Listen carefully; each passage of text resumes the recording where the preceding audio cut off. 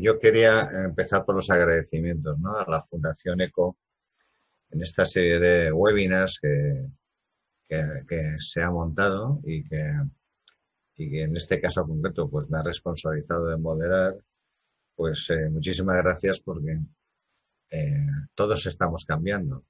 De hecho, el tema que nos reúne esta tarde es cómo hemos cambiado en un aspecto concreto que es la telemedicina. Ahora entraremos en esto, en algunos aspectos. También quiero agradecer, por supuesto, a los ponentes, a la doctora Yolanda Escobar y a la doctora Carmen Beato por su participación.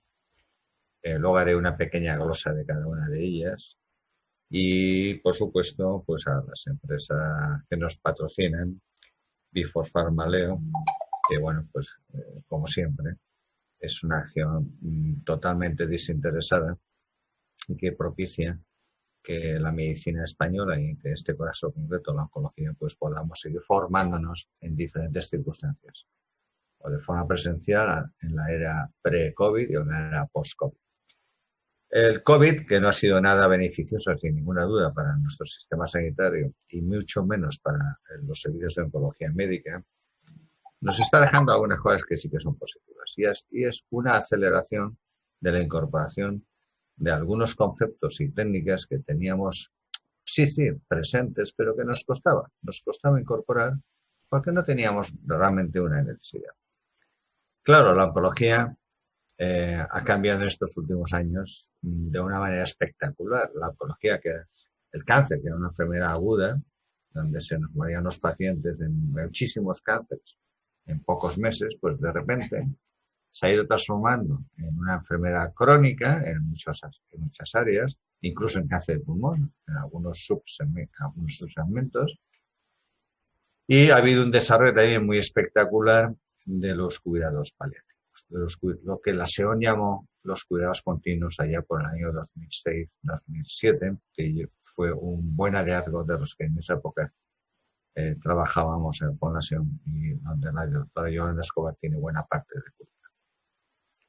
Y el cáncer todavía nos gustaría que fuera esto estuviera más acentuado, pero el cáncer de alguna manera entra dentro de las enfermedades, de la definición de las enfermedades crónicas, como son aquellas enfermedades con una duración mayor de 6 meses. Claro, esta definición puede ser todo lo primitiva que vosotros queráis, pero es la definición de la OMS, que el cáncer entra dentro de esa definición. Claro, este patrón de cambios hacia, por un lado, la cronicidad, los largos supervivientes, y por otro lado, la necesidad de incorporar los cuidados para obviar el sufrimiento innecesario de nuestros pacientes desde el diagnóstico hasta su fallecimiento o hasta la curación y más allá de la curación, es decir, los largos supervivientes, pues nos lleva a que nuestros servicios de oncología, pues los modelos del siglo pasado, que algunos de nosotros hemos vivido,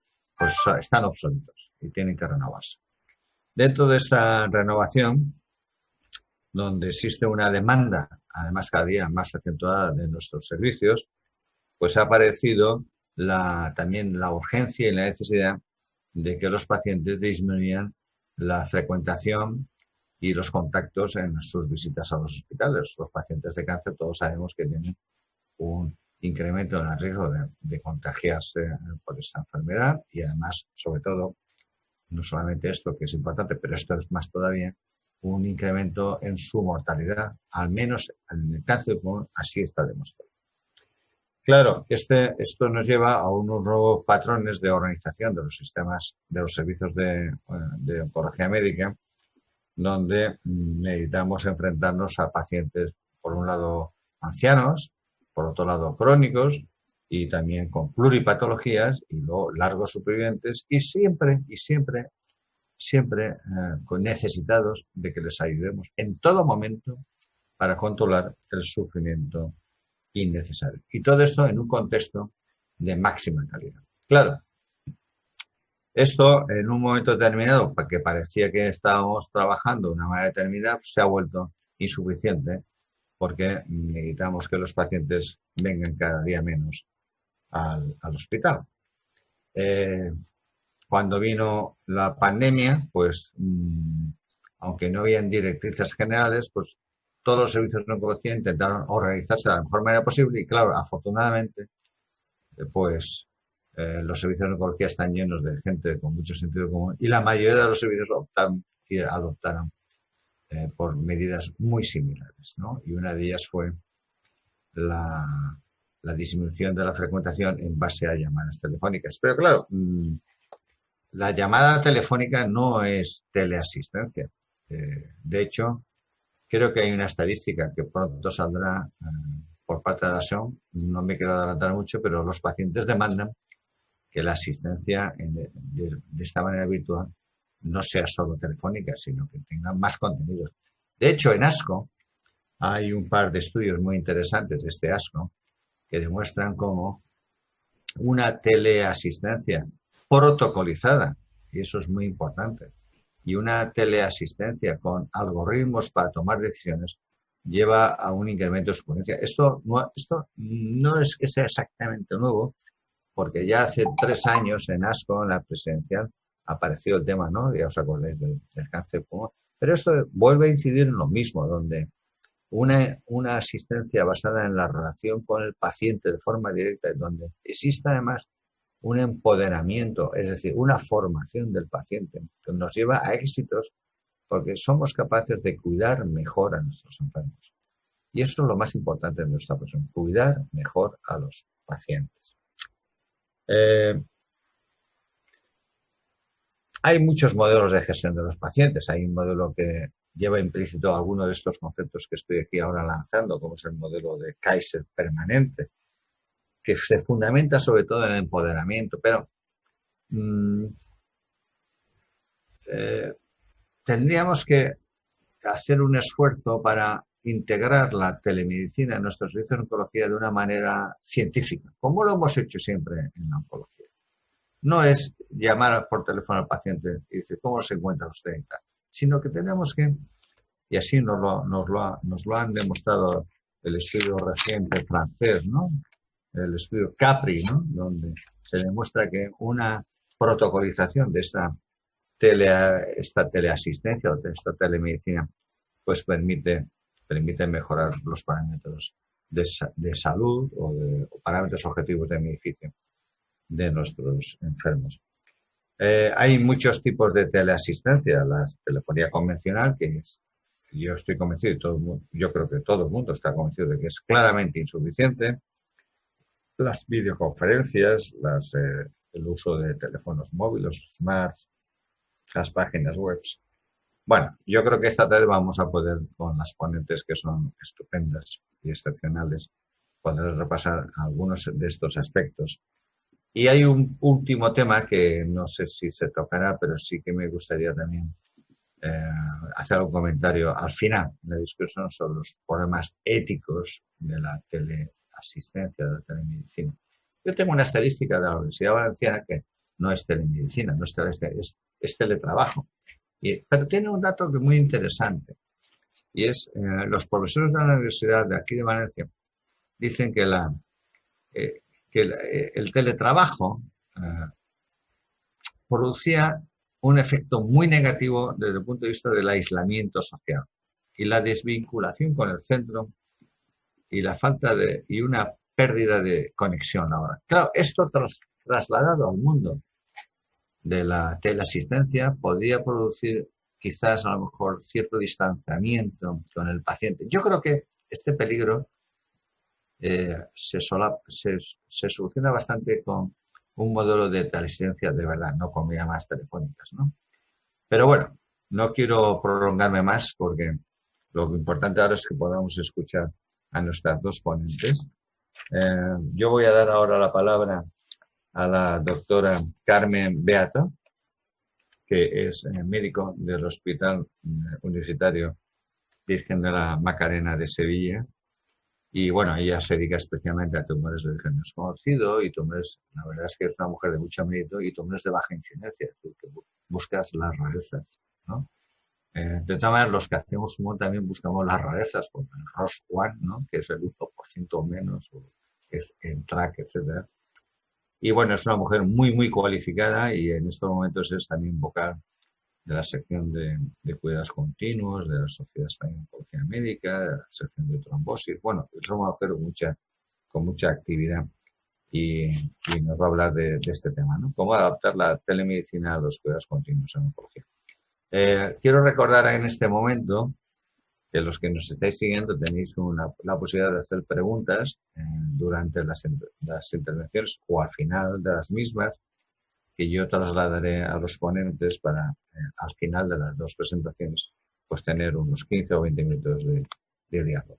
Pues muchísimas gracias a todos y le doy la palabra a Carmen, por favor. Hola, buenas tardes a todos. ¿Me escucháis? Tengo el micrófono. ¿Me escucháis? ¿Sí? Yo creo que sí. Sí. Bueno, buenas tardes a todos. Me sumo a los agradecimientos del doctor Camps y agradezco también al doctor Camps tan generosa presentación. Bueno, yo trataré en estos 15 minutos de intentar mostrar cómo la inteligencia artificial, cómo la tecnología puede colaborar a la mejora de los cuidados continuos de nuestros pacientes. Bueno, recordar como siempre en cada presentación que los cuidados continuos no solo aumentan la calidad de vida de los pacientes, también aumentan su supervivencia. Y desde ese punto de vista todo lo que podamos hacer para mejorar la manera en que estén a nuestros pacientes pues estará repercutiendo en alargar sus vidas. Bueno, yo como decía el doctor Camps, soy oncólogo médico, trabajo desde ayer en Virgen del Rocío, pequeño cambio de filiación de última hora. Y bueno, sin más, cuando pensamos en telemedicina, cuando pensamos en teleoncología, la imagen de la izquierda es la que nos viene a la cabeza, si bien durante este periodo que ha traído la telemedicina a la vida de los oncólogos, se adapta mucho más a nuestras circunstancias la imagen de al lado, la del chico con el teléfono móvil, porque ha sido la manera en que hemos podido llegar a nuestros pacientes durante este tiempo. Muchos somos los que no hemos tenido los medios que nos hubiera gustado y muy pocos los que han disfrutado de una telemedicina según el concepto más estricto de la misma. Y hago referencia a los conceptos porque realmente hay diversas definiciones de qué es telemedicina. Desde alguna un poco más básica, un poco más amplia, como es la de la Asociación Médica Mundial, que nos dice simplemente que es una manera de hacer medicina a distancia y que lo que la caracteriza es que ocurre a través de un sistema de telecomunicación y ahí las llamadas de teléfono que todos hemos hecho durante la pandemia pues están perfectamente representadas, hasta la definición un poquito más estricta, un poquito más ajustada de la Organización Mundial de la Salud, que nos dice que evidentemente la distancia es un factor crítico para denominar a una herramienta de telemedicina, pero que también forma parte de esa definición que esta medicina se lleve a cabo a través de las nuevas tecnologías de la comunicación y también nos dice que esto no solamente hace referencia a una comunicación con el paciente,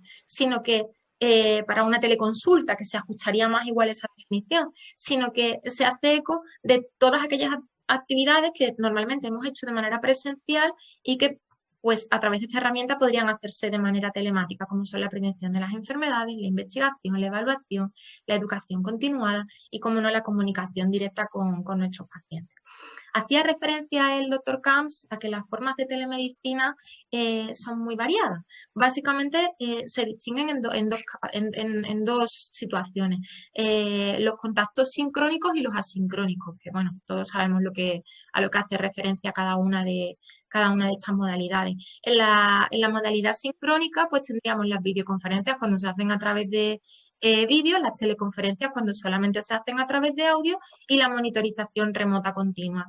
Y dentro de las asincrónicas, pues se engloban sobre todo las tecnologías de almacenamiento y reenvío, ya sea en tiempo real, que son un reto para nosotros, o ya sea la monitorización remota con almacenamiento y valoración posterior.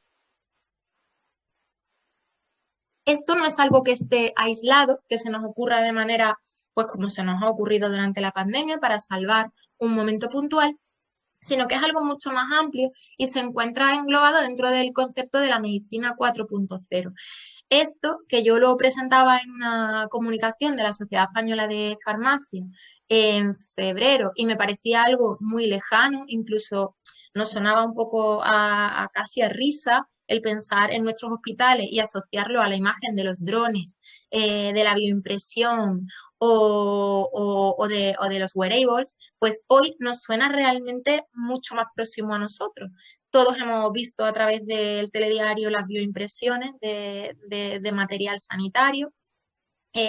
Tenemos más cerca que nunca la ropa conectada, el Internet de las cosas, la tecnología genética cada día está más desarrollada y ya es una realidad en nuestros servicios.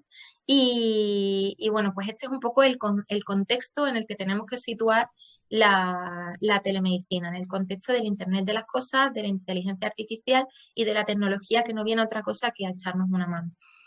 Realmente, aunque esto nos sonaba muy lejano, y cuando nosotros preguntábamos en la encuesta de SEOM quién había usado telemedicina, quién no la había usado, pues realmente es que muchos de nosotros habremos utilizado telemedicina sin saberlo.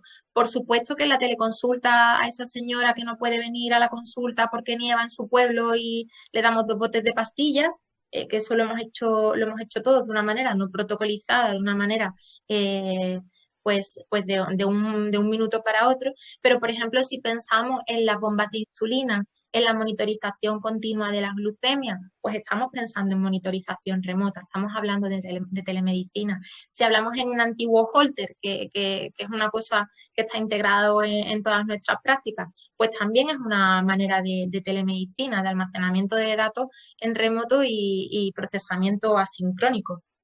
Y bueno, últimamente pues se vienen desarrollando dispositivos mucho más modernos, mucho más finos, como es este caso que presentaba un compañero intensivista hablando de la UCI sin paredes y que nos permite desde la planta tener a un paciente monitorizado con 4 constantes básicas que realmente nos dan idea de su estabilidad clínica y hemodinámica y nos permiten tener a un paciente monitorizado cuando antes era imposible. Esto es otra manera de monitorización continua remota. Y bueno, con todo esto, pues vemos que realmente todo esto está más cerca de nuestras vidas de lo que pensamos. Pero ¿en qué punto está la oncología dentro de todo este contexto de telemedicina? Realmente la telemedicina sí que está muy desarrollada, pues si os fijáis en este diagrama, pues la teledermatología, la teleneurología, el teleictus y la teleoftalmología están presentes en 12 de las comunidades autónomas españolas, en tanto que la teleoncología o los telecuidados paliativos solamente están presentes respectivamente en 4 y 3 comunidades autónomas.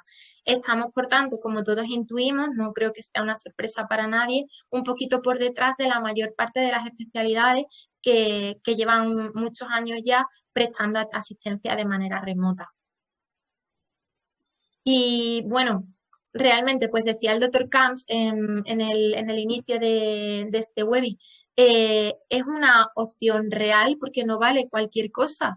Las cosas hay que hacerlas de una manera científica, no vale improvisar. En la guerra se puede improvisar, hemos estado en guerra biológica y hemos podido improvisar, pero eso no vale para el futuro inmediato, no vale para ya ahora.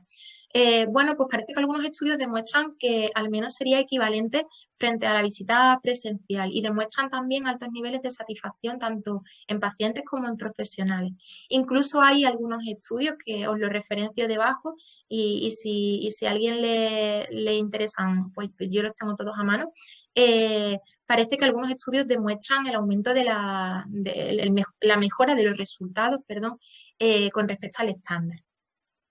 Esta diapositiva no pretendo que nadie sea capaz de leerla, pero bueno, recoge con sus referencias bibliográficas la mayor parte de los estudios que tenemos en teleoncología previos a este ASCO, ¿vale? Y me parece también muy interesante por tenerlo recogido a la hora de poder hacer una aproximación a este tema. Y hasta tal punto, esto es algo que ha entrado en nuestro día a día de manera rutinaria, que la organización, la Comisión Central de Deontología, pues se ha tenido que pronunciar a este respecto y nos dice que parece evidente que los sistemas sanitarios, tanto públicos como privados, deben desarrollar estrategias de telemedicina y lo manifiesta basándose en que aumentan de manera importante la accesibilidad a los servicios sanitarios y también su eficiencia.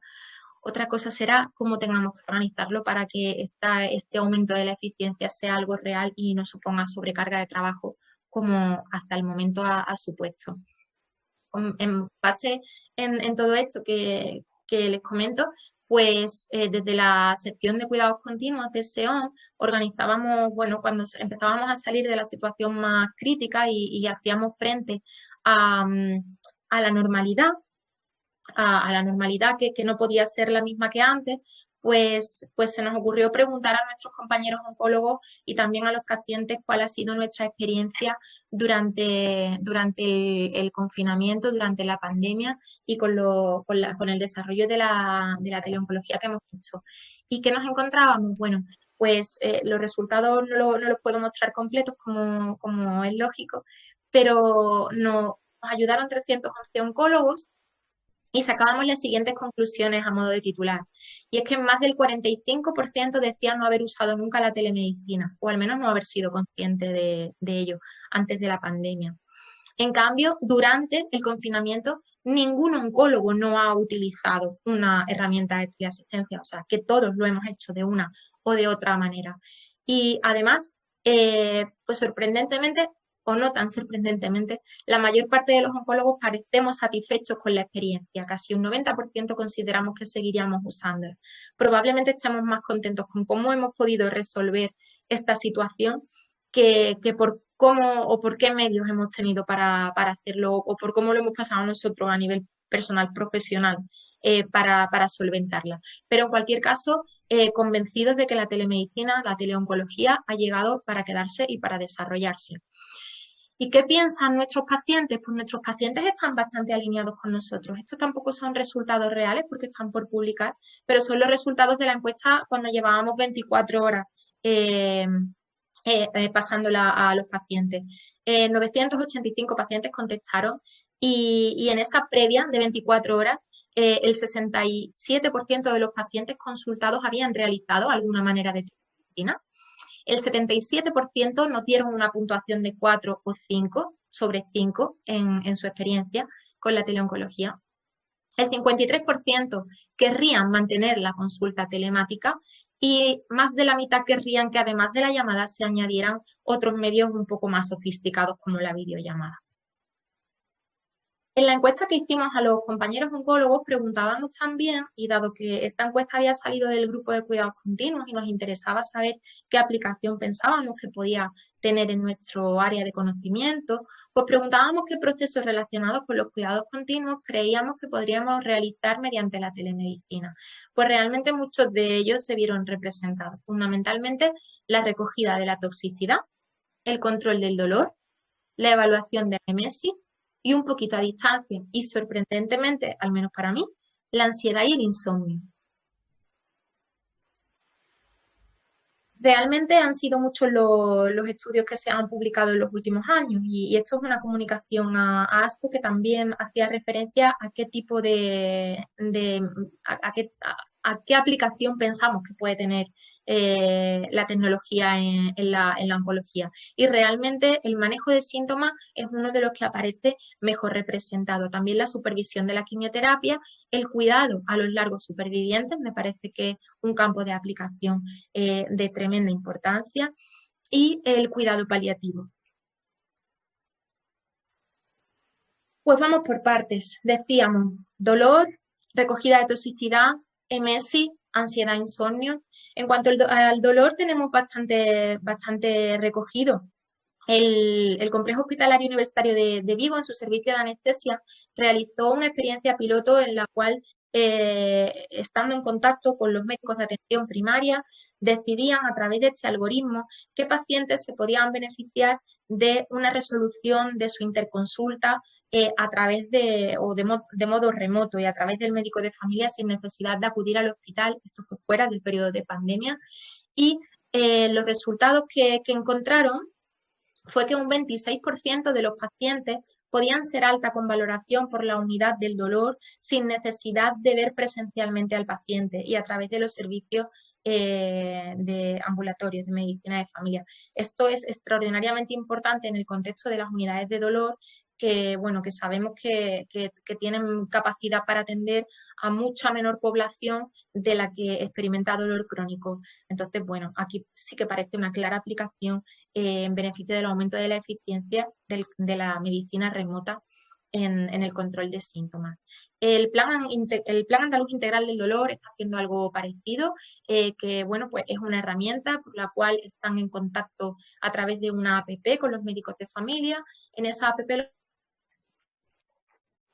los médicos de familia pueden encontrar recursos formativos, recursos de hábitos saludables, escalas, derivación, todo lo necesario para hacer una primera aproximación al tratamiento del dolor en primera línea. Y en los casos de los pacientes que no pueden valorar, pues tenemos una línea directa con las unidades de dolor para poderlos derivar. Todo esto en cuanto a dolor, aunque hay mucho más publicado, pero bueno, las cosas que nos resultan más cercanas por nacionales y a mí por mi comunidad, pues un poco son las que contaban. En cuanto a la recogida de toxicidad, pues sobre todo con inmunoterapia, porque todos sabemos que la inmunoterapia es quien más publica desde hace varios años, también dan una importancia fundamental a la telemedicina a la hora de dar soluciones desde la innovación al control de la toxicidad. Muchas instituciones, de hecho, ya usan la telemedicina en programas que lo que intentan es una monitorización remota de pacientes, una educación remota de pacientes, incluso segundas opiniones en toxicidad por inmunoterapia a través de telemedicina, de teleoncología. Ansiedad e insomnio, pues realmente es muy sorprendente. Yo me he sorprendido mucho preparando este webinar con la cantidad de aplicaciones que hay en el contexto de la ansiedad, tanto en oncología como fuera de oncología, incluso en pediatría. Esto, por ejemplo, es una iniciativa en la cual ofrecen una realidad virtual que parece ser que evaluada ofrece una disminución del dolor, de la ansiedad y del miedo en niños con enfermedades crónicas. Siguiendo con la depresión, también el Hospital Gregorio Marañón participa en una app pionera de Big Data para monitorizar esta situación en pacientes oncológicos. Bueno, pues parece que la inteligencia artificial se puede utilizar para hacer una valoración precoz de síntomas de depresión y ansiedad y esta iniciativa pues tiene fondos europeos y está llevándose a cabo en estos momentos y bueno, parece que aquí también tendría una aplicación directa la tecnología y la inteligencia artificial. Esta a mí me sorprendió mucho, aunque no me sorprendió tanto. Pero esto es una app para luchar contra la soledad. No es del ámbito de la oncología, pero sí es del ámbito de la medicina. Y bueno, realmente, más que sorprender, asusta un poco. A mí personalmente, tirando de esta aplicación, he encontrado otras de fuera del ámbito de la medicina, pero que son muy parecidas y parece ser que muy famosas, aunque quizá no es nuestro ámbito y nosotros no lo conocemos, pero parece que la app del pollito amarillo, nacido en 2002 en Corea, es un amigo virtual, un amigo de mentira, que está en tu WhatsApp y que te contesta de una manera bastante elaborada y parece ser que de una manera más florida que Siri o que Alexa y te da una conversación para que puedas pasar una tarde entretenido luchando de esa manera contra la soledad. Bueno, esto recuerda mucho a muchas películas, ¿no? A mí me recordaba personalmente mucho a Her, la película esta en que este protagonista se enamoraba de su sistema operativo. Y bueno, me sorprendía ver que hay muchas películas y muy anteriores, como esta que seguramente que la doctora Escobar pueda comentar mucho mejor que yo, que tiene gran sabiduría en cinematografía.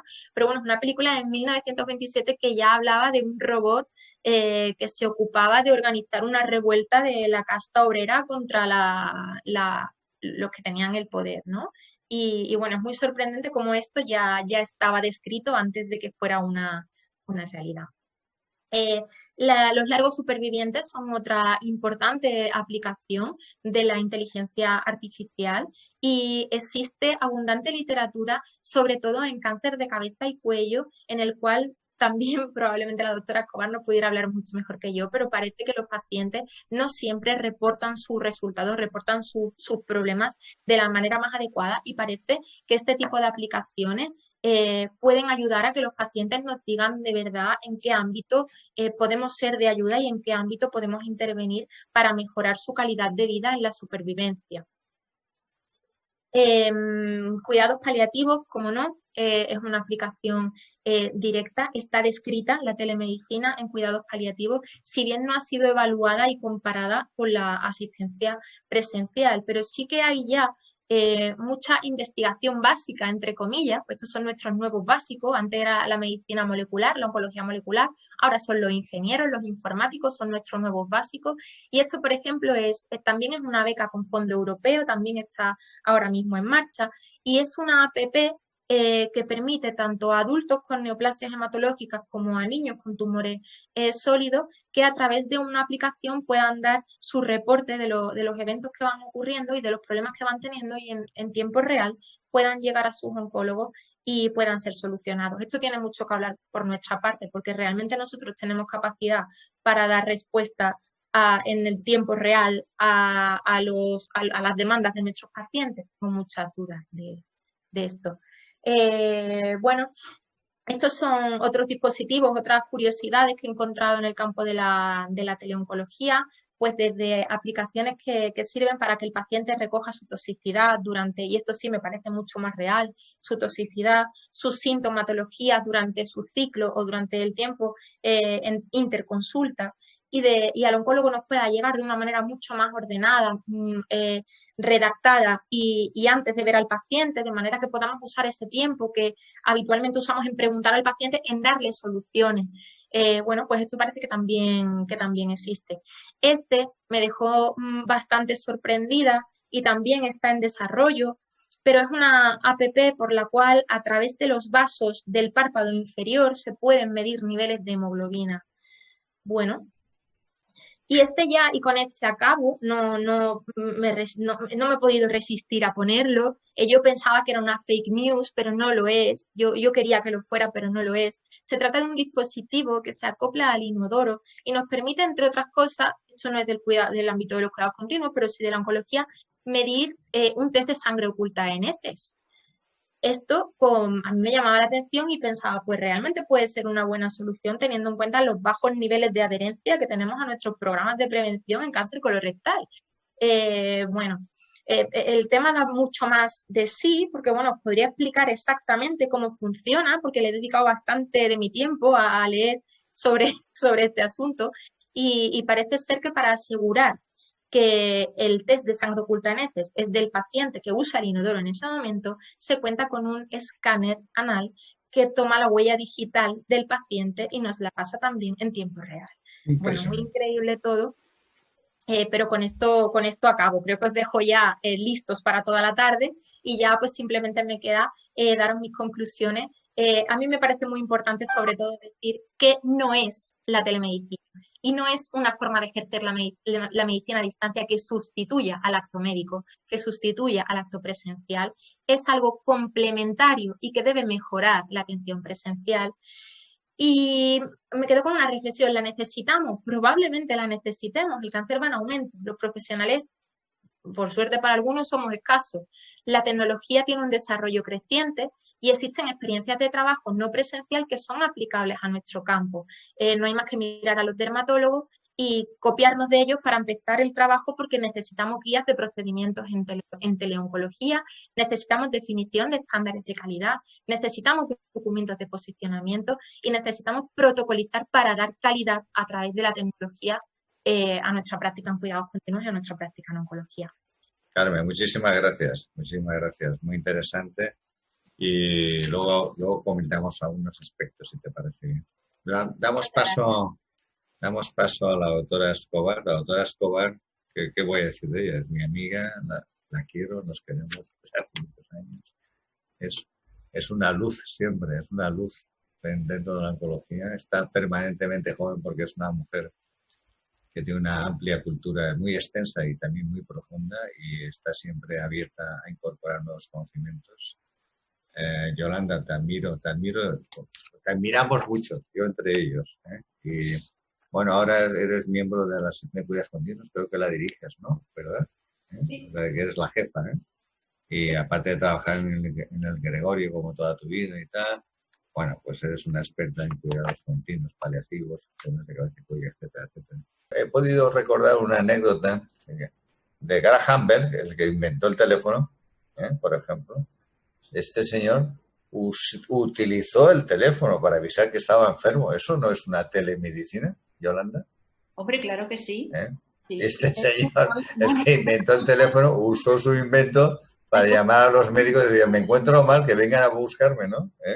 En los años 20 se inventó un dispositivo que tenía una cámara primitiva de televisión, un paciente y un médico al otro lado.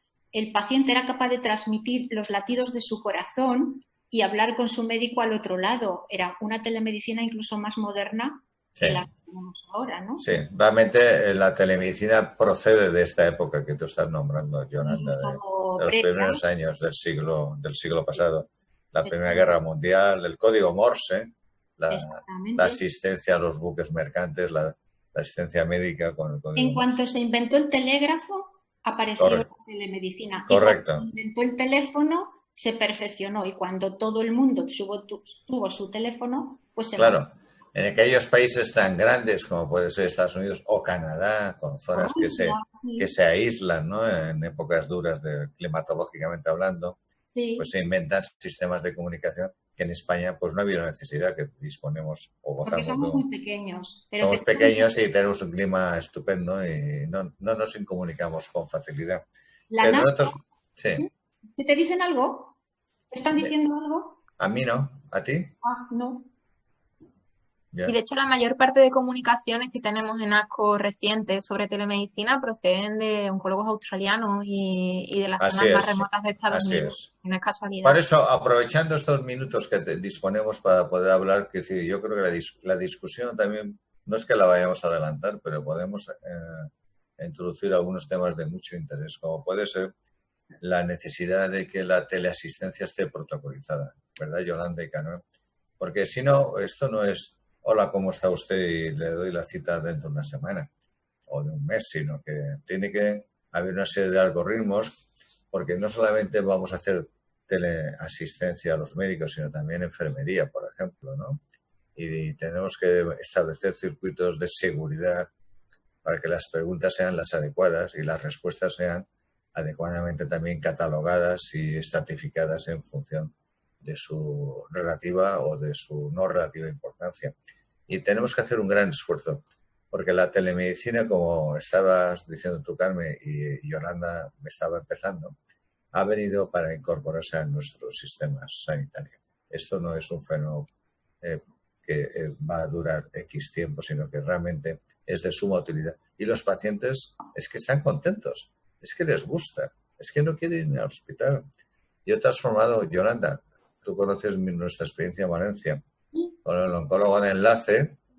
Yo con el COVID, es que el oncólogo de ambulatorio, ¿no? Para hablar con supervivientes, yo he transformado el oncólogo de enlace en un teleoncólogo de enlace, porque ya no va a ir a los ambulatorios a hacer ese control a los pacientes, sino los va a visitar con el ordenador. Y les va a ver la cara y les va a preguntar, bueno, si hay que explorarlos, evidentemente la teleasistencia no tiene sentido. Pero si no hay que explorarlos, si es comunicar una serie de resultados o comunicar una serie de situaciones de estado de ánimo o de síntomas, no hace falta la reunión presencial, ¿no? El contacto físico. Yo creo que tenemos dos problemas, Carlos. Primero es la cuestión legal. No existe una legislación clara porque no estábamos preparados para este desembarco masivo. Entonces, lo que se ha hecho es injertar la telemedicina en la legislación ya conocida. Sí, ¿no? es verdad. De datos, de autonomía del paciente, de ordenación de las profesiones sanitarias, pero con ningún concepto o actividad específica para el hecho de la... Correcto. Hay la Ley de Protección de Datos, que es muy conservadora respecto a los derechos de la gente. En este sentido, juega un poco en contra nuestro, ¿no? Porque el consentimiento informado, eso está bien regulado. Pero el problema es la Ley de Protección de Datos, que... Bueno, el consentimiento informado también tiene muchos problemas porque... ¿Por qué? ¿Por qué? Dime. Pues porque verás, si tú haces una visita presencial a un paciente, ¿sabes quién es? Lo tienes registrado con un número de historia que coincide con la persona que te presenta un papel. Pero si tú haces una consulta telefónica o una videollamada... No, la telefónica, olvídate de ella. Eso no es teleasistencia. Tienes que identificar a esa persona pacientemente. Sí, pero la consulta telefónica creo que es importante, Yolanda, subrayar que no es telemedicina, que no es teleasistencia, es una llamada telefónica. Tiene muchos defectos. Fíjate, se considera que se puede convertir en un auténtico médico, ¿eh? Puede llegar a serlo perfectamente. De hecho, nosotros que hemos estado haciendo telemedicina, porque no hemos tenido otra alternativa durante todo el confinamiento, hemos hecho una estructuración de la visita exactamente que una visita presencial, ¿no? Situación clínica, exploración, pues no se puede hacer, lo que refiere la familia, datos complementarios si los tenemos, necesidad de solicitud, nueva cita, visita dentro de tantos... O sea, estructurar perfectamente la visita y considerarla una visita médica con unas implicaciones incluso de terapéutico. Habréis protocolizado los parámetros necesarios y tal. Sí, eso es fundamental. Y nos vas a hablar pues de cosas concretas, ¿no? Cosas concretas. Náuseas, vómitos, anemia, ¿no? Bueno, de lo que tú quieras. Venga, adelante.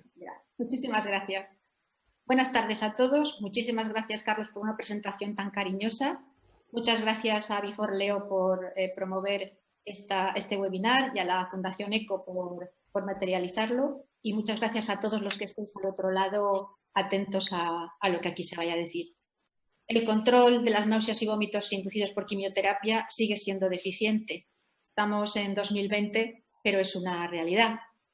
Desde luego, no podemos decir que no haya fármacos eficaces, que no haya fármacos de alto índice terapéutico, que convenientemente combinados a las dosis adecuadas y en los intervalos justos, posicionados según la capacidad hematogénica de los esquemas de quimioterapia que utilicemos, no podemos decir que no haya fármacos de altísima calidad y muy, muy eficaces, tanto para la emesis aguda como para la emesis retardada. Esto, sin embargo, no cambia, no contradice mi diapositiva anterior. No lo hacemos bien. Y que no lo hacemos bien lo podemos evidenciar, y siento mucho porque me autocito continuamente en esta presentación, pero ¿qué le vamos a hacer? Este es un estudio que hemos hecho y que presentamos en Tendiendo Puentes el año pasado, en el que entre oncólogos españoles intentábamos saber qué grado de adhesión a las guías de recomendación clínica para el uso correcto de los fármacos en sus indicaciones ocurría entre los profesionales españoles. Y fijaos qué resultado más desolador, que en todas aquellas quimioterapias de alta metogenicidad, incluidas las basadas en el platino, solamente un 8% de los médicos utilizaba el triplete de cetrón, antineuroquinina y corticoide. En fin, nos queda muchísimo camino por andar. ¿Por qué ocurre eso? Precisamente con las náuseas y vómitos, que son aparentemente tan manifiestas y además tan temidas por los pacientes. Pues resulta que en realidad hay una infranotificación por parte de los pacientes, porque cuando el paciente vuelve a nuestra consulta para recibir el siguiente ciclo de quimioterapia, probablemente de lo que menos se acuerda, probablemente lo que menos le importa es si tuvo náuseas el día 2 o 3 posteriores al ciclo anterior. Si el paciente infranotifica, es un hecho. La infranotificación probablemente está en la base de que infraestimemos, que eso está súper publicado, ya lo sabéis, estudios en los que tanto el personal médico como el personal de enfermería no es capaz de equilibrar sus propias percepciones con lo que cuenta el paciente. Siempre estamos por debajo. Esto nos da lugar, probablemente, a mi sentencia inicial. No cumplimos las recomendaciones antieméticas en la práctica clínica. Y además no tenemos en cuenta otro factor, y es que cuando no prevenimos la emesis correctamente en el primer ciclo, no vamos a tener luego una progresión lineal en cuanto a emesis en los ciclos sucesivos, sino que prácticamente es una progresión exponencial, que el paciente infranotifica, muchas veces porque no se acuerda y otras veces porque no quiere darle protagonismo a algo que tampoco le importa demasiado pasados 21 días, también porque el personal sanitario no es capaz de estimar la cantidad exacta de náuseas y de vómitos que tiene el paciente. Hay siempre una discordancia que es favorable a la concepción de los profesionales. También porque hay una baja cumplimentación de las guías, como hemos visto, probablemente potenciado por estas cuestiones previamente. Y recordaros también que cuando no se controla la emesis en el primer ciclo, se potencia que haya posteriores episodios más y más. La emesis no es una cosa inocente, puede producir lesiones y alteraciones clínicas muy importantes en los pacientes, puede lesionar su estómago, puede obligarnos a interrumpir el tratamiento antineoplásico con la consiguiente consecuencia pronóstica para el paciente, muy desagradable. Puede causar deshidratación con gran facilidad. Vemos que muchos de los pacientes con hiperemesis ingresan por deshidratación. Puede causar desnutrición si es muy persistente, morbilidad, puede atrofiar la musculatura, puede crear síndrome ansioso, en fin. Así que, ¿cómo podríamos mejorar todo esto que es tan deficitario? Probablemente el primer paso es que lleguemos a saber que los pacientes tienen náuseas y vómitos, conocer esa existencia. Y para eso tenemos tres posibles formas. Una que es la anamnesis en consulta. Ese es un conocimiento siempre a toro pasado. El paciente te cuenta, si tú le preguntas, lo que le pasó los días siguientes del ciclo anterior. Otra es un diario del paciente. El diario del paciente, el paciente lo rellena, pero lo entrega también a toro pasado, prácticamente cuando va a empezar el siguiente ciclo. O sea que lo ideal sería un dispositivo que permita no solamente recoger los datos, sino transmitirlos en un tiempo que, para el cual el informe sea lo suficientemente útil como para que cuando el paciente regrese a nuestra consulta nosotros ya tengamos información sobre lo que ocurrió. Hay muchos diarios del paciente. Hay uno que se desarrolló precisamente por parte de la Sociedad Española de Oncología Médica, que era en formato papel, se distribuyó mucho por las salas de espera, recogía la emesis y la toxicidad durante 5 días seguidos después de cada sesión y, aparte de dar información sobre el tratamiento y consejos dietéticos y demás para afrontar las situaciones e instrucciones para su uso, también daba enlaces, de alguna manera iniciaba también ya esta vía moderna, mostraba enlaces en los cuales el paciente podía mejorar o incrementar sus conocimientos. Pero realmente lo más interesante probablemente a fecha de hoy es el desarrollo de una aplicación que pueda utilizar el paciente desde su casa en su teléfono con transmisión posterior de datos. Esto nos serviría para tener un conocimiento más real de la verdadera incidencia, para concienciarnos sobre la necesidad de mejorar su control al tener ese reporte tan fresco de lo que le ocurre al paciente y, por supuesto, proveer al paciente de una herramienta que ponga en conocimiento del personal sanitario qué ocurre en la fase tardía, que es la gran desconocida, porque la emesis aguda, la que ocurre en el hospital de día o en las horas siguientes, es fácil de detectar y de recoger, pero la de los 3 o 4 días siguientes, esa ya no se entera nadie.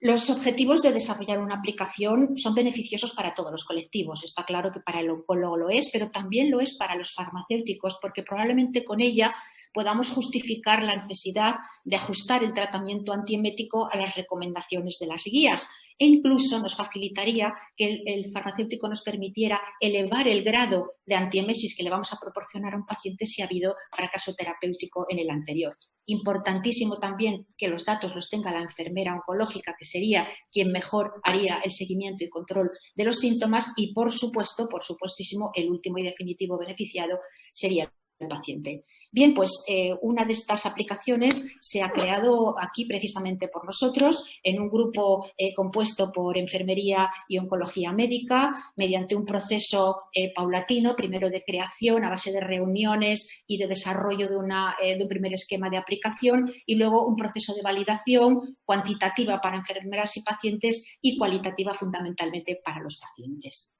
Es una pena que no lo podáis ver porque, bueno, es muy bonito verlo en pantalla. Se está viendo. Se está viendo. Se está viendo, sí. Ya lo veis, en el smartphone lo primero que se registra es lo que se llama calendario de registro, que permite que el paciente indique, tanto en la fase aguda como en la tardía, el número de vómitos y la EVA de náuseas. Recordad que las náuseas no se cuantifican por números, sino que se cuantifican por EVA. Y esto es importante a la hora de recogerlo porque alguien puede pensar que lo que se ha recogido no es emesis. También recoge la situación clínica del paciente, esta parte, las comorbilidades, otros fármacos que esté tomando, los ciclos que ya lleve puestos, y también permite establecer aquellos factores de riesgo individual del paciente, no solo relacionados con el tratamiento, sino también con sus propias condiciones. Y tiene un bloc de notas donde el paciente puede hacer observaciones personales o, si quiere, compartirlas con el personal sanitario. El informe sobre la emesis es esta página que veis, recoge toda la información que se registra por ciclo de quimioterapia y además está dirigida a un vínculo, a una www, que nos permite determinar aquel score del riesgo individual del paciente que comentábamos. Hay también un apartado de datos privados que quedarán exclusivamente en el móvil del paciente y lo bueno que tiene esto es que esta información así sistematizada puede generar un informe en PDF que se envía directamente al personal sanitario. Hay también contenidos para el paciente que son muy interesantes, donde el paciente puede aprender qué son las definiciones, qué significa emesis, qué significa náusea, qué significa arcada. También los consejos sobre bebidas y comidas y otras situaciones favorables a la minimización de la emesis, las frases motivacionales que son tan frecuentes y que están destinadas a subir un poco el ánimo del paciente y la posibilidad de personalizar el fondo de la aplicación, lo cual también tiene su interés. Bien, en esta validación que se hizo inicialmente para enfermería, el análisis cuantitativo para enfermeras se hizo mediante un test de usabilidad donde se evaluaban 4 parámetros: contenido, navegación, diseño gráfico y utilidad. Participaron 37 enfermeras y el resultado fue muy positivo. La evaluación fue de 9.1 en adecuación del lenguaje para el paciente, que era una de las principales preocupaciones que teníamos a la hora de diseñarla. 7,6 en claridad e intuición, aquí claramente había una parte mejorable, 9,4 en diseño gráfico y 8,8 en utilidad para la práctica clínica. Por supuesto, se introdujeron mejoras precisamente en base a los comentarios aportados y se presentó en el Congreso ESMO 2018 como test los resultados de usabilidad precisamente con la enfermería oncológica en el póster que veis ahí en pequeñito, pero que si lo queréis está accesible. Luego ya se trata de la evaluación con los pacientes, que, más importante todavía. El análisis cualitativo de los pacientes se basaba fundamentalmente en su valoración de la interfaz, de la estructura de los datos, de la funcionalidad, diseño de los contenidos, usabilidad, accesibilidad y plataforma. Y aquí también los pacientes aportaron suficiente información respecto a las dificultades que se encontraban en su interacción como para que se introdujera de nuevo una versión mejorada gracias a la participación de estos pacientes que ayudaron. Precisamente el análisis cualitativo de pacientes, que se realizó sobre 116 pacientes, de los cuales el 83% consideró que la aplicación era útil para ellos, el 86% pensó que iba a ser posible mejorar la gestión de las náuseas y los vómitos con ella y el 94% la encontraba recomendable para otros pacientes, se presentó como póster también en ESMO 2019 en Barcelona. Además de todo lo anterior, esta app tiene un vídeo en YouTube de 7 minutos que explica fundamentalmente todo lo que os he contado, pero en detalle y visualmente, y también un folleto explicativo además de la app. Para la emesis creo que es un recurso de que después en la discusión veremos si tiene factibilidad y hasta qué punto lo vemos posible, pero creo que todavía más difícil es el tema de la anemia. Sí que hay recursos telemáticos para la anemia, lo que pasa es que parece que la anemia se ha desdibujado en nuestro panorama. Después del gran boom de las eritropoyetinas, todo esto se ha ido apagando y parece como que la anemia o ya no existiera o ya no tuviera mucha importancia como síntoma oncológico o como síntoma de toxicidad. Sin embargo, tanto la anemia como el déficit de hierro son complicaciones muy frecuentes en los pacientes con cáncer, sobre todo en aquellos que están siendo tratados con quimioterapia. Hay estudios que relacionan la anemia con disminución de la supervivencia, disminución del control local de la enfermedad y, por supuesto, con deterioro de la calidad de vida. Además, una anemia extrema también nos puede afectar al cumplimiento terapéutico. No sé si os acordáis del famoso estudio europeo ECAS, que fue una gran encuesta en la que se determinó que prácticamente el 40% de los pacientes oncológicos tenían anemia, considerando anemia una hemoglobina menor de 12 en el momento del diagnóstico. Son muchísimos pacientes.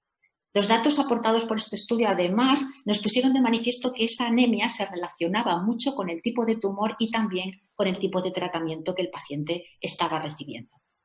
Recordad que la anemia no es algo que simplemente se determina en un análisis, produce síntomas tan importantes como lo que aquí pone fatiga, que en realidad nosotros entendemos como astenia, porque la fatiga tiene un sentido distinto en distintas partes de España, pero de donde yo soy, la fatiga es la disnea y lo que representa aquí el cansancio que no se alivia con el reposo sería la astenia. Bueno, pues tanto la astenia como la fatiga como la anorexia están presentes como síntomas en la anemia y no en anemias excesivamente profundas. Por supuesto, este deterioro funcional afecta mucho a la calidad de vida del paciente y puede incluso representar un factor de mal pronóstico para su supervivencia.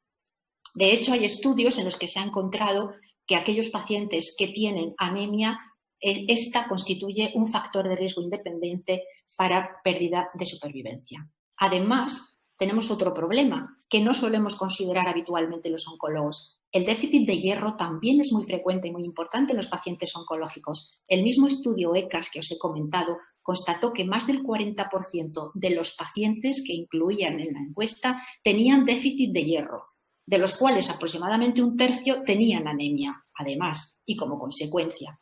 Y además, aparentemente parecería como que es más fácil que haya déficit de hierro o anemia en los pacientes hematológicos. Pues no, eran fundamentalmente pacientes con tumores sólidos, es decir, pacientes nuestros.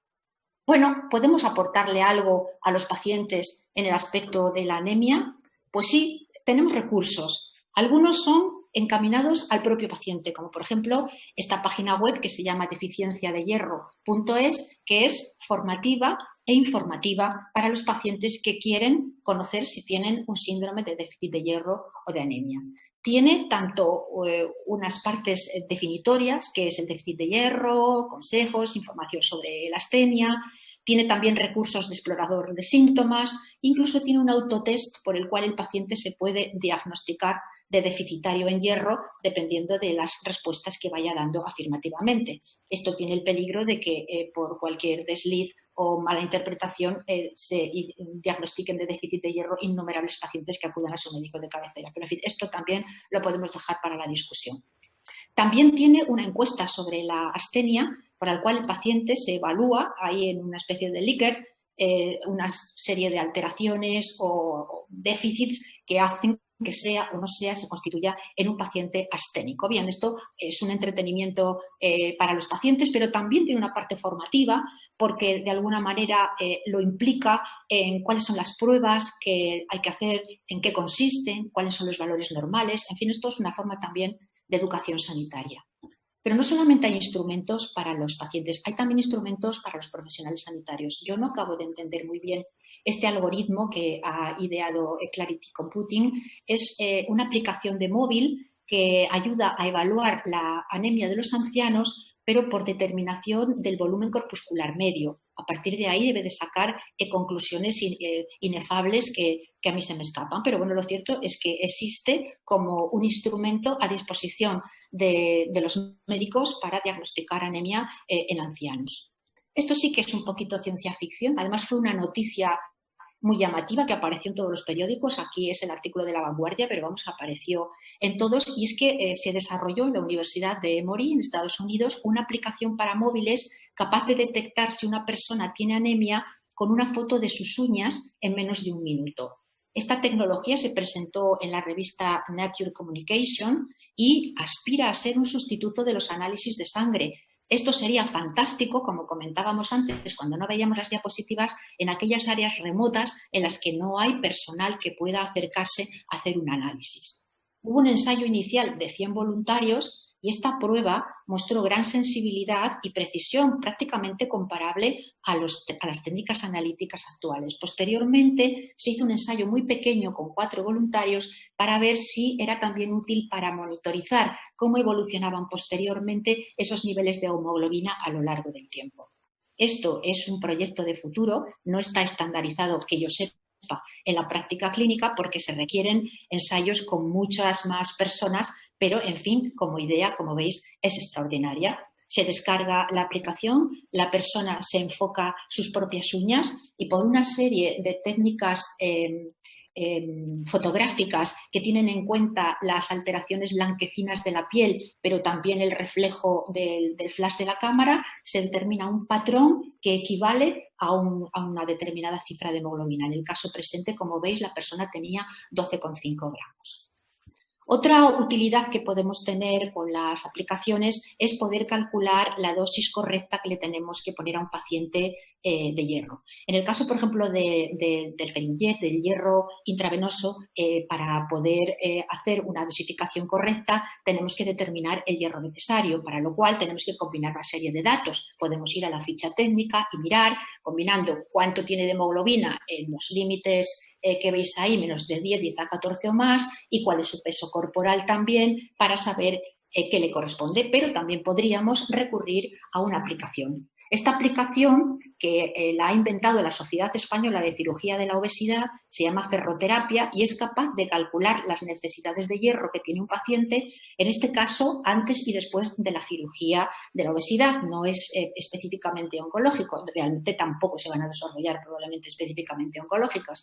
El caso es que introduciendo valores de hemoglobina, de ferritina y el índice de saturación de transferrina, pues se puede conocer la cantidad de hierro oral o intravenoso que hay que aplicarle al paciente en cada situación. Y no nos olvidemos de una cosa. No creo que haya médicos específicos para la emesis posquimioterapia, pero sí que hay médicos que hacen telemedicina específicamente para anemia. Así, por entrar, está la página, por ejemplo, Top Doctors, donde se anuncian unos cuantos hematólogos, internistas, etcétera, capaces de tratar la anemia a distancia a un paciente, como dice aquí, sin salir de casa con el centro de telemedicina. Por lo tanto, existen recursos de todo tipo y muchos más que van a ocurrir. Como conclusión, lo cierto es que las herramientas impulsadas por las tecnologías de la información y de la comunicación son una ayuda para los profesionales de la salud y para los pacientes, desde luego, y ocupan y van a ocupar su lugar en los cuidados continuos, eso es evidente. Pero su éxito dependerá de muchas cosas, entre otras de su facilidad de uso, de su capacidad de diseminación y de su utilidad práctica. Antes de despedirme, quiero pedir disculpas por el pequeño incidente con las diapositivas y agradeceros vuestra paciencia. Quiero también agradecer a Carmen que haya hecho mención a mi adorado David Bowie con el Ground Control to Major Toms. Me dan ganas de cantaros el estribillo, pero me parece que ya es un poco exagerado. Y haciendo una alusión a Metrópolis de Fritz Lang, quiero recordaros que en realidad la lucha que se establecía era entre los humanos y la robot, que era una réplica de la protagonista, que se llamaba María, que era la hija de uno de los empleados de la fábrica aquella de actividad incesante, y que lo que ocurrió en Metrópolis es que la humanidad venció a la máquina. Esto no tiene por qué ser así en oncología. Muchas gracias por vuestra atención. Muchas gracias, Yolanda. Bueno, me ha encantado este último final tuyo. Abres las puertas a un mundo de ensoñación y de imaginación, donde las hipótesis tienen diferentes caminos que pueden verse cumplidos todos ellos. Hay otros que piensan que las máquinas van a destruir al ser humano, pero bueno. Bien, son las 6:10, pues yo creo que podemos tener como unos 10 minutos para no cansar a la gente que nos está escuchando. ¿Hay alguna pregunta? Víctor Osorio de Madrid, por ejemplo, por abrir un poco el espacio de la reunión a la gente que nos escucha y no capitalizar todas las intervenciones nosotros. Dice que hay un informe de la Fundación ECO donde dice que, y es verdad, que las necesidades no clínicas de los pacientes son muy importantes y que hasta el 72% de los enfermos manifestaban que los oncólogos no nos ocupábamos muy mucho de proporcionarles una información fiable a los pacientes, ¿no? Claro, esto de alguna manera también entra dentro, no tanto de la teleasistencia, pero sí de la informatización y del empoderamiento de nuestros pacientes. Y la teleasistencia, de alguna manera, ayuda a ese empoderamiento, porque parte de la responsabilidad de lo que suceda con los pacientes lo van a tener los propios enfermos, de que sean capaces de transmitirnos de verdad lo que les sucede, ¿no? Hay una relación de confianza entre el médico con el paciente, pero también del paciente con su médico. Y esto inevitablemente pasa porque los pacientes estén bien informados. Si los pacientes no están bien informados, es muy frecuente el cómo se encuentra usted. Bien, ¿ha tenido vómitos? Pues seguramente no. ¿Me duele? Pues creo que no, porque el proceso de negación siempre ha sido una especie de defensa de los pacientes, ¿verdad, Yolanda? Ante el médico, no sea que me quite el tratamiento o me aumente la dosis o piense que estoy peor de lo que realmente yo creo que lo estoy. Y ese empoderamiento, es decir, esa formación de los pacientes es consustancial con los nuevos tiempos que vienen. No es una acción paternalista, no es que el paciente decida qué tratamiento es el mejor, sino que es el paciente que sepa qué es su enfermedad, cuáles son los tratamientos y que confíe plenamente en el consejo de sus médicos e incluso pueda opinar en momentos determinados de la evolución, sobre todo en aquellos momentos en los que se produce un cruce de caminos de difícil decisión. Bueno, pues Víctor Osorio nos pregunta qué opináis sobre la factibilidad de crear canales que ofrezcan diálogos inteligentes relacionados con la información para una mejor comprensión de la enfermedad con los pacientes. No sé si queréis comentar algo al respecto, ¿no? Tanto Carmen como Yolanda. Carmen, tienes el teléfono, digo, el micrófono apagado. Tienes el micrófono apagado. Ahora lo tienes bien. ¿A mí me oís, Carlos? ¿A mí me... Sí, os oigo a las dos ahora. Vale. A mí me parece algo muy ambicioso. No sé si entiendo bien, pero sería un poco como la aplicación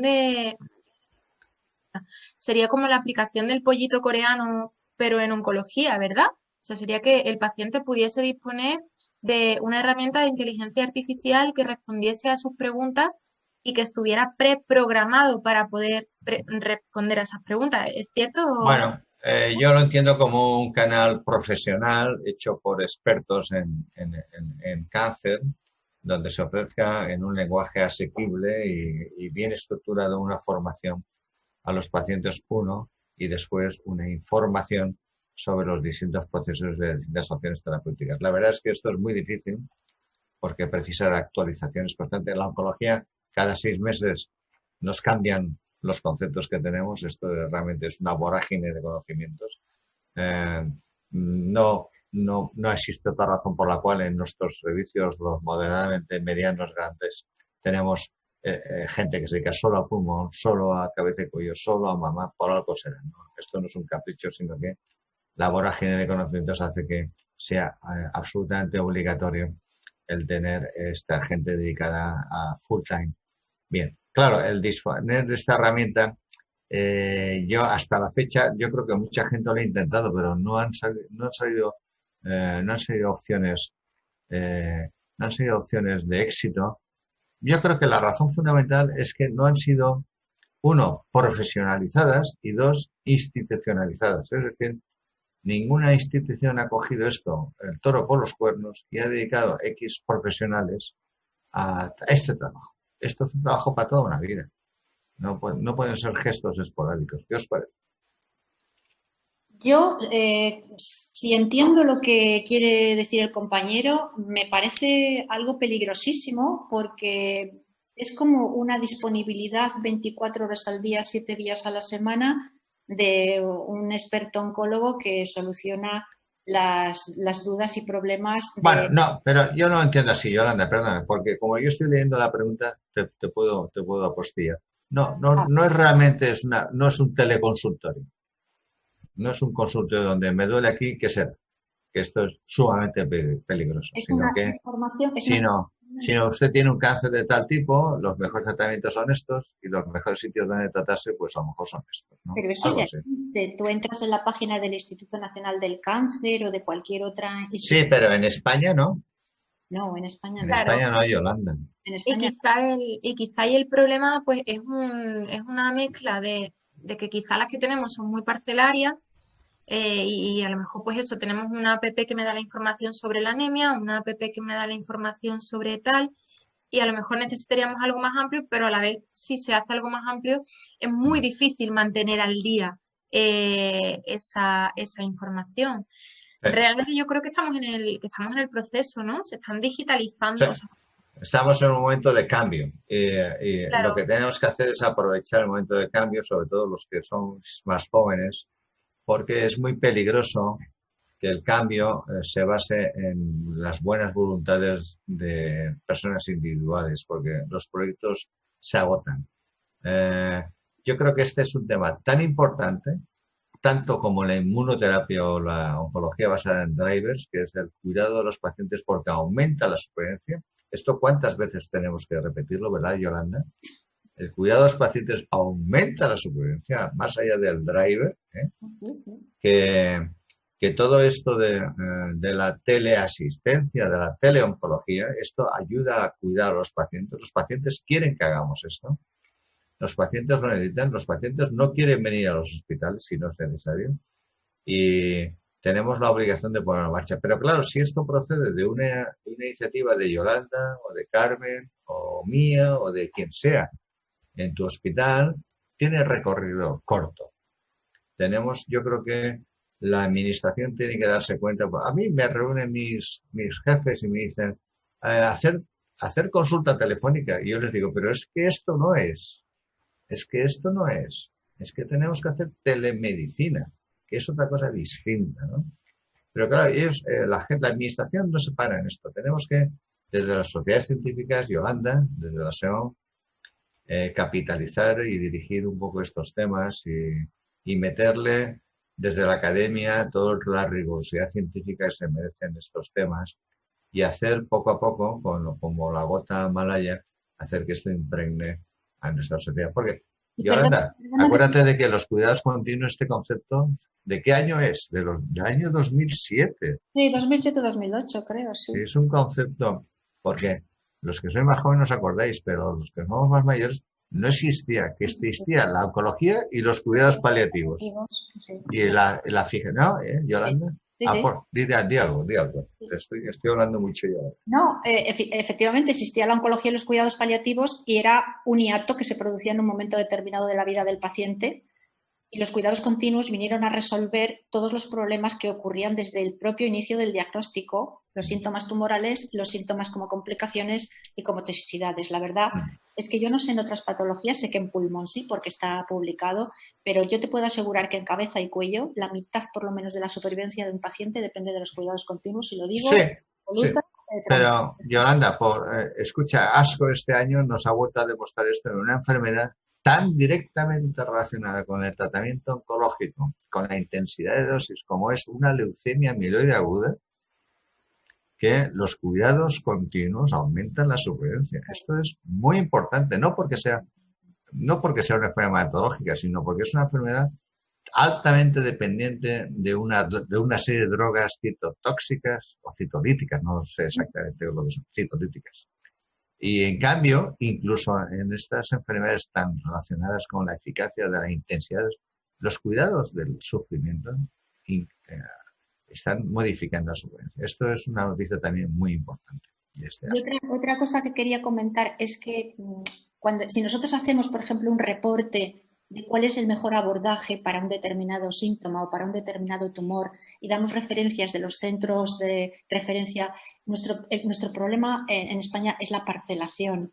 Es que deberíamos de tener algo unificado de manera que todos los pacientes en todas partes tuvieran acceso a lo mejor en cualquier parte. Eso es fundamental. Fundamental. No, a mí todo me parece una broma de mal gusto, por cierto. Sí. Bueno, no voy a ponerme yo tampoco en plan catastrofista, pero desde la mejor sanidad del mundo mundial a la peor sanidad, ¿no? Existen diferentes grados. La verdad es que tenemos sanitarios en una penosa sanidad. Tenemos una buena sanidad porque es universal y tal, pero el modelo se agotó. El modelo se agotó el siglo pasado. Y este nuevo siglo, donde el cáncer se ha vuelto una enfermedad extremadamente compleja y sobre todo cuando los pacientes con cáncer no fallecen de forma más o menos rápida en el primer año de vida, sino que se transforman en un producto de larga perdurabilidad, las estructuras organizacionales no sabemos adaptarnos a las necesidades de los pacientes. Ahí viene todo el problema de los paliativos, de los continuos, de los largos supervivientes, etcétera, etcétera, etcétera.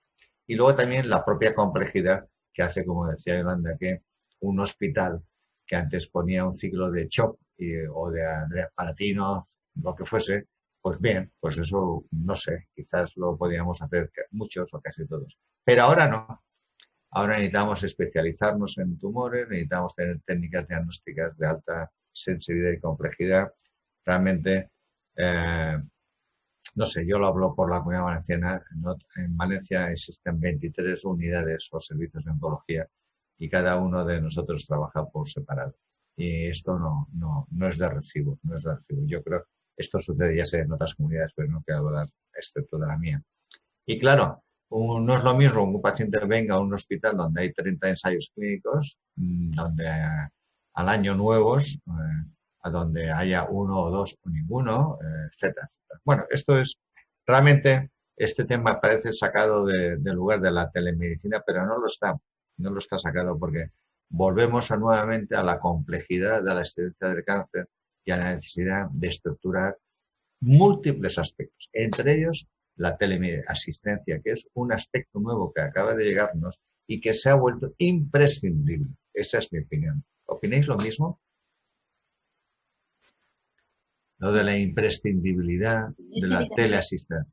Es evidente que sí, pero todo perfectamente legislado, con todos los principios éticos y deontológicos clarísimos, con formación tanto para nosotros como probablemente para los pacientes también a quien corresponda y con instrumentos adecuados. ¿Qué papel puede tener la sección de cuidados continuos, por ejemplo, en este tema? Pues estamos intentando ser unos impulsores. Estamos intentando dar como una imagen contemporánea de la situación, pero también una imagen esperanzadora, porque tanto los médicos como los pacientes mayoritariamente quieren que se mantenga esta situación. A partir de eso, nosotros no sé si estamos capacitados para presionar a las autoridades sanitarias. No, pero seguramente no, pero para hacer ruido sí, Yolanda. Ruido, pero ruido científico, porque nosotros ahora no somos cazuelas a la calle, eso es ruido científico. Sin ninguna duda. Es el que y además, al final, lo que pasa es que nos cuesta, ¿no? Pero al final nos hacen caso. Eso creo. Sí, dime. Sí que parece que ya nos hemos puesto las pilas, ¿verdad, Yolanda? Así que, aunque al principio costó un poco arrancar, porque parece que la época no era la mejor para hacer cosas, porque, bueno, todos sabemos lo que hemos atravesado, pero sí que el grupo de telemedicina, de teleoncología, en este caso desde SEON, parece que está en marcha. Sí que parece que el posicionamiento está en marcha, que el documento de necesidades que podamos poner encima de la mesa de nuestros gestores también será pronto, en la medida en que seamos capaces de trabajar pronto, será una realidad y queda muchísimo trabajo por hacer, pero sí es verdad que tenemos muchos espejos en los que mirarnos porque muchas especialidades hermanas llevan un camino recorrido y eso nos facilitará sin duda esa velocidad que necesitamos porque esto nos hace falta y nos hace falta ya. Sí. El consentimiento informado nos hace falta ya. No podemos llamar a un paciente sin haberle pedido previamente su consentimiento informado para hacerlo fuera de la guerra. Sí podíamos hacerlo en la guerra, pero no podemos hacerlo ahora. Correcto. Y es muy importante que trabajemos bien para seguir dando la misma calidad que en una visita presencial y rápido. Estoy totalmente de acuerdo contigo, Carmen. Esto de la guerra está muy bien porque la verdad es que hemos pasado 2-3 meses de guerra. Realmente hemos vivido una medicina de trinchera, ¿no? Pero esto pasó, afortunadamente, espero. Y ahora tenemos que introducir procedimientos, protocolizaciones, algoritmos e introducir el método científico, el método académico en los procedimientos rutinarios.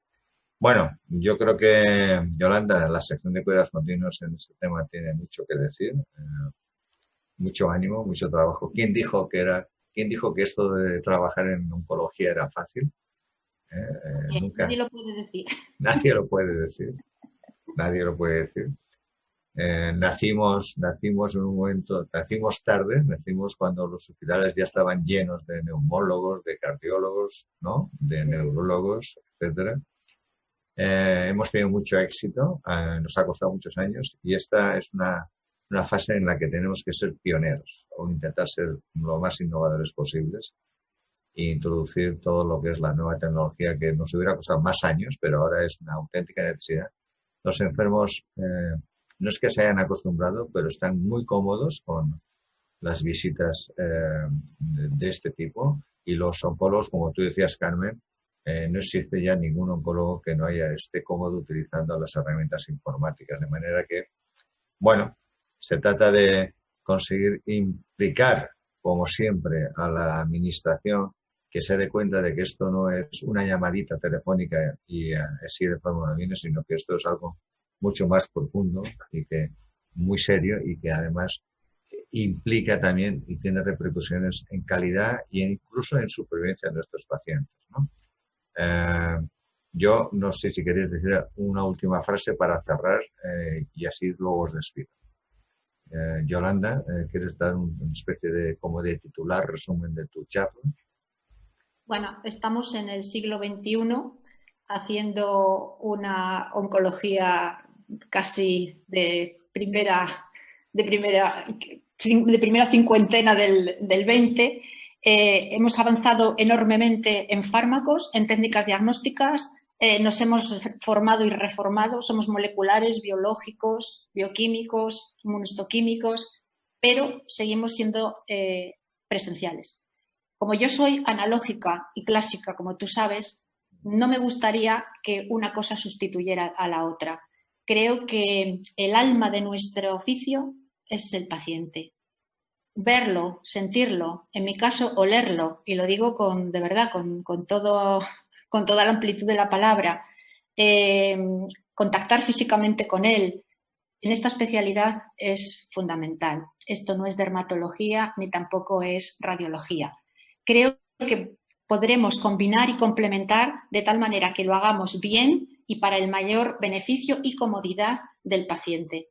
Pero espero, y estoy segura de que mientras yo siga trabajando así va a ser, nunca vamos a abandonar la parte física de contacto personal de nuestro oficio, porque es el que a mí por lo menos me lo hizo grato y ha sido mi gran lección en la vida, lo que me ha convertido en una persona mayor, y no quisiera por nada del mundo que desaparecieran los pacientes de mi vida. Espero poder combinarlo, adaptarme, que no es fácil cuando naces analógico, como tú bien sabes, es más fácil tocar el violonchelo que utilizar una aplicación.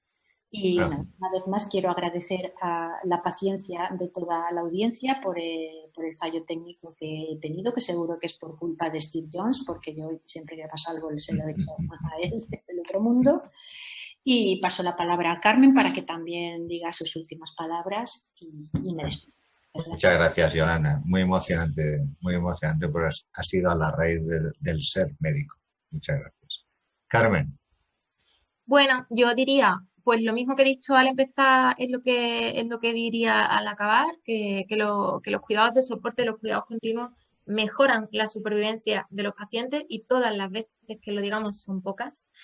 Que deseamos que las herramientas digitales y la inteligencia artificial haya venido a ayudarnos a aumentar esa supervivencia y aumentar la calidad de vida, y que tenemos que recordar siempre que es un complemento, que es algo que añadir a nuestra presencia, y que al menos en lo que nosotros podemos vislumbrar no va a sustituir a la visita presencial, sino que esperemos que haya venido para mejorar.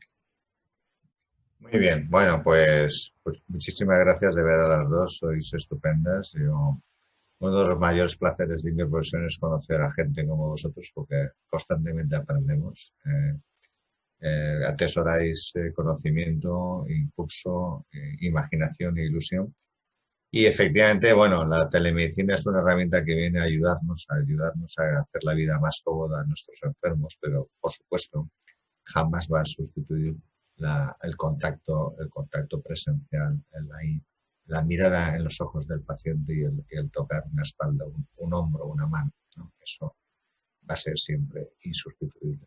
Pero bueno, podremos aliviar nuestros servicios de visitas a veces que son, bueno, sobredosis de visitas. Y sobre todo es que esta telemedicina es una puerta abierta al futuro. Esto no solamente es, como ven nuestros gestores, disminuir la asistencia de los pacientes a nuestros servicios, sino que la telemedicina posibilita fundamentalmente un mejor control de los síntomas y de la calidad de vida de los pacientes. Ese es el verdadero valor de la telemedicina, no el que dejen de venir los enfermos a nuestras consultas, que también es algo interesante, sino sobre todo nos va a facilitar un mayor cuidado, un mejor control del sufrimiento, una mejor posibilidad de ofrecer los mejores tratamientos y, por lo tanto, aumentarles la supervivencia y al menos la calidad de vida. Bueno, yo finalizo aquí pues dando las gracias nuevamente a las dos. Felicidades, sois estupendas. Darles las gracias a la Fundación, a la empresa que nos ha posibilitado tener esta reunión, a los medios técnicos. Y bueno, hasta la próxima. Un placer como siempre. Un abrazo a todos. Un abrazo.